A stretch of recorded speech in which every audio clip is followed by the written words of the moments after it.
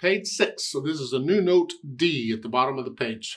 Okay, let's talk about a D. You should know what middle C is. You should know what a C is on the keyboard. Any C. It's at the bottom of a group of 2. I leave it up to you to know that. I'm going to assume you know that from now on. You know what a C is, and you know what middle C is, and where it is on the keyboard, and where it is in the music, because we just did that. Okay, now we're going to another note, D. A D on keyboard is in a group of 2. It's in the middle. A group of 2. Here, just a group of 2. That's a D. CD, another way of doing it, CD, CD, CD, CD. Okay. So now you know what a D is on the keyboard. That's 2 down, 5 to go. All right. In the music, in treble clef, a D is right under the staff. So it's right below the bottom line. They show them there at the bottom of page 6. They're all Ds. And is the D right above middle C. This D. Not any other D. No. Got to be this D. So when you see that note in the music, you play this key on the piano. Then they give you the rhythm again. Well, the rhythm thing all fits. It just works 4/4 time, 4 counts in a measure. You're counting to 4. And a quarter note gets a count. All right? Or a beat. You call them beats or counts. You call them anything you want. I don't care. But there's 4 of them in a measure. Remember, the measure is the distance between the vertical lines, which are measure lines. Or it could be a bar or bar lines or whatever. The measure and a bar is the same difference. Some people will say, no, it's not. I say, go away. They're not interested. So the first line there, we got whole notes, going to hold it down for 4 counts, half notes for 2 counts, and quarter notes for 1 count. And as far as the speed goes, it's entirely up to you how fast you go. We all have a natural rhythm built into us. So I usually just go with that. So it's here, that first line. And if you want, play along with me.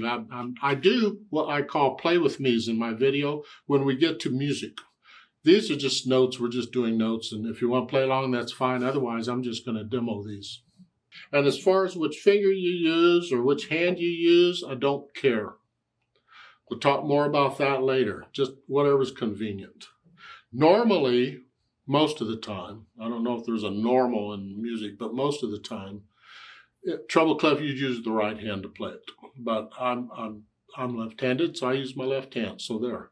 So that first line is 1, 2, 3, 4. 1, 2, 3, 4. 1, 2, 3, 4. 2, 3, 4. Okay. The second line, I just jumbled up the rhythm a little bit. This time we have some C's in there as well as D's. We're using both notes. Well, now we got to use 2 fingers. Which 2 fingers? I don't care. Just 2 fingers. You use 1 finger in each hand. Here or here or here or here. Pick some fingers and go with it. It's in here.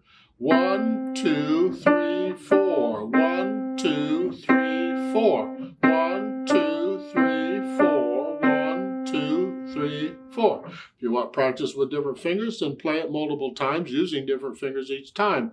The third line's the same thing. We're using C and D both, but it's a different rhythm, a different pattern. 1, 2, 3, 4. 1, 2, 3, 4. 1, 2, 3, 4. 1, 2, 3, 4. See, that third measure in that third line is a little tricky because you have a 1, 2, 3, 4.